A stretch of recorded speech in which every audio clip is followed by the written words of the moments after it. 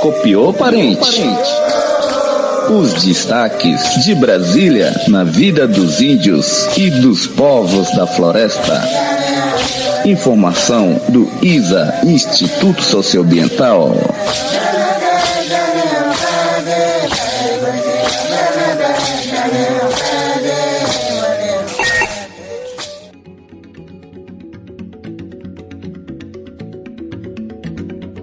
Olá, eu sou Letícia Leite e você ouve agora o Copiou Parente, o primeiro podcast feito para povos indígenas e povos da floresta no Brasil.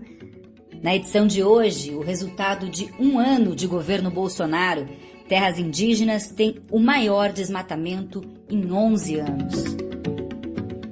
E ainda, agora é oficial, Sérgio Camargo, que chegou a defender publicamente que a escravidão foi benéfica para os negros, não é mais o presidente da Fundação Palmares, pelo menos por enquanto. E o recado do povo Guajajara, na voz do jovem Fly. Em defesa da nossa terra, em defesa das nossas comunidades, em defesa da floresta, em defesa dos povos isolados, mais vulneráveis do planeta. Estamos aqui juntos para proteger a nossa floresta e aos povos isolados. Copiou, parente? Aumenta o volume do seu celular porque está começando o último episódio do Copiou Parente em 2019. Sérgio Camargo não é mais o presidente da Fundação Palmares. Ele foi nomeado ao cargo no fim de novembro. Desde o anúncio de sua chegada, nós publicamos no Copiou depoimentos da Coordenação Nacional Quilombola, a CONAQ, contra sua indicação para a chefia do principal órgão responsável pela promoção de políticas públicas que atendam aos direitos das populações negras e quilombolas do Brasil. Na semana passada, os quilombolas Arilson Ventura e Givana Silva mandaram áudios comemorando uma decisão da Justiça do Ceará que mandava suspender a nomeação de Camargo. Na última quarta-feira, o governo atendeu a decisão judicial e publicou no Diário Oficial a suspensão da nomeação. Quem assume interinamente o cargo é o servidor de carreira Márcio Antônio. É importante lembrar que a decisão ainda é provisória. A nomeação de Sérgio foi apenas suspensa, enquanto a ação continua em trâmite na Justiça do Ceará. Ele não foi ainda exonerado do cargo e o Copiou, é claro, vai continuar acompanhando o caso. Levantamento feito pelo ISA revelou que o desmatamento em terras indígenas no Brasil entre agosto de 2018 e julho de 2019 foi o maior em 11 anos. A destruição da floresta em territórios que ficam na Amazônia chegou a 42,6 mil hectares. Na comparação com o mesmo período anterior, o aumento foi de 80%. Mais de 51 milhões de árvores foram derrubadas pelos invasores dos territórios indígenas. A terra indígena Ituna-Itatá, no sudoeste do Pará, uma área interditada para índios isolados, foi a mais desmatada do país, com 12 mil hectares desmatados, principalmente por grileiros. Na terra indígena Yanomami, entre Roraima e Amazonas, embora a área desmatada não seja tão grande, 417 hectares, o aumento chega a 1.600%. O estrago foi provocado por mais de 20 mil garimpeiros que invadiram a área. Os números foram produzidos pelo Programa de Monitoramento de Áreas Protegidas do ISA, com base nos dados oficiais do Instituto Nacional de Pesquisas Espaciais, o INPE.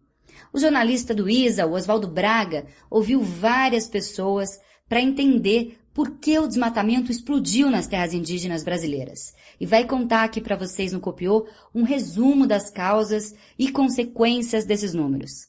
Fala, Oswaldo. Olá, Letícia. Olá, ouvintes do Copiou Parente.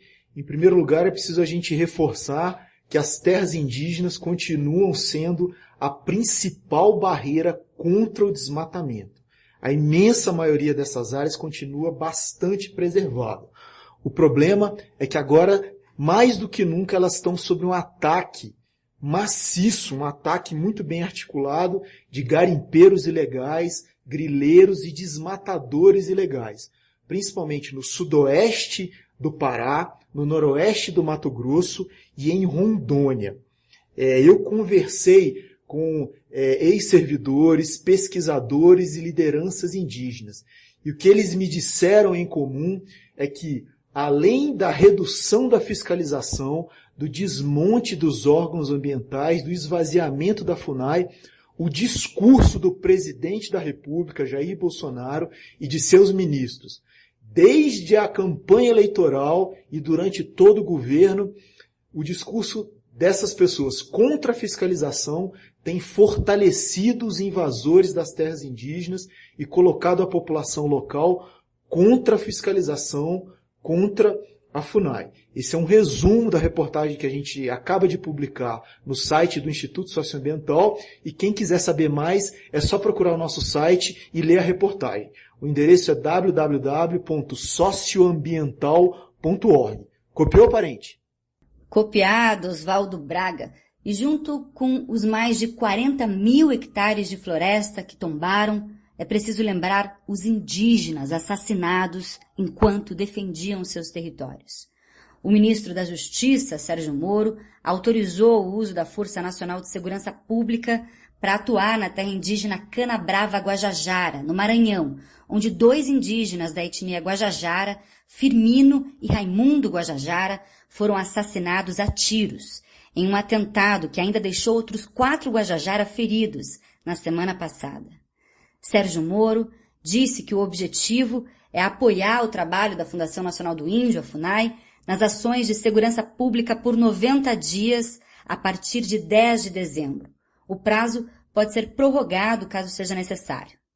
O grande problema é que o ministro disse que a Força Nacional irá atuar apenas para proteger indígenas e não indígenas e servidores públicos na terra indígena Canabrava, de 137 mil hectares e 4.500 índios.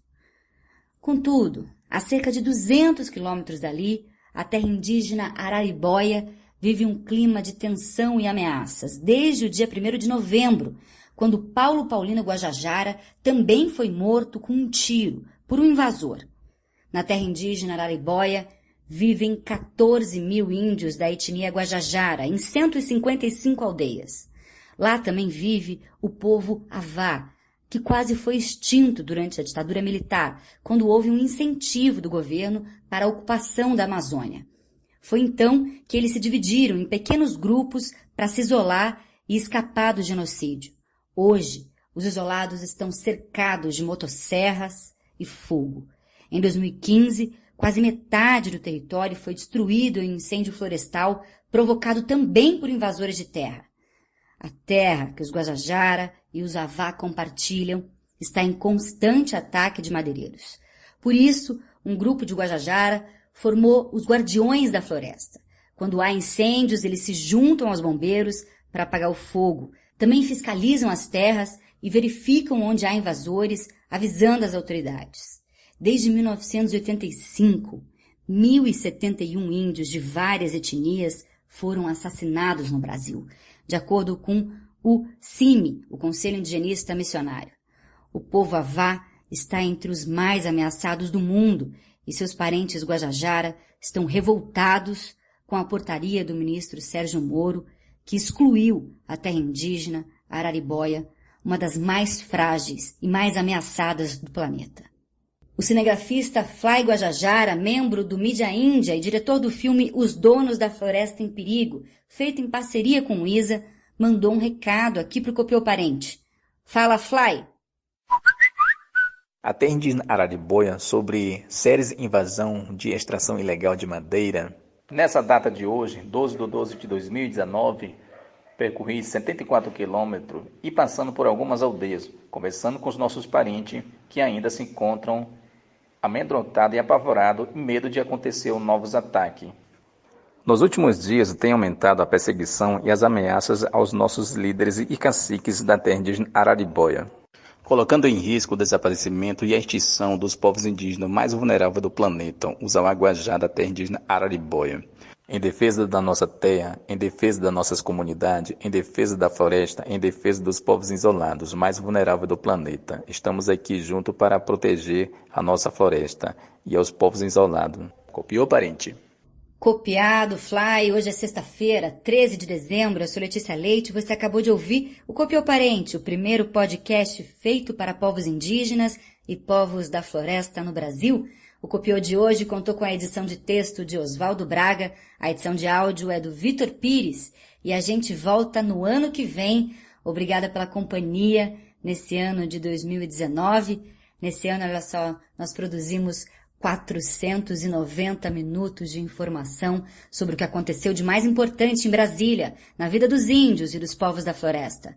Nós temos multiplicadores indígenas, quilombolas, extrativistas, beiradeiros, gerazeiros, ribeirinhos em todos os estados brasileiros e continuamos chegando nas aldeias, quilombos, reservas extrativistas, por Bluetooth, por Xeret e radiofonia nos territórios onde a internet e nenhum outro veículo de comunicação chega. O Copiou vai sair do ar até 10 de janeiro e uma coisa eu garanto, estaremos mais juntos ainda em 2020. Até lá. Copiou, parente?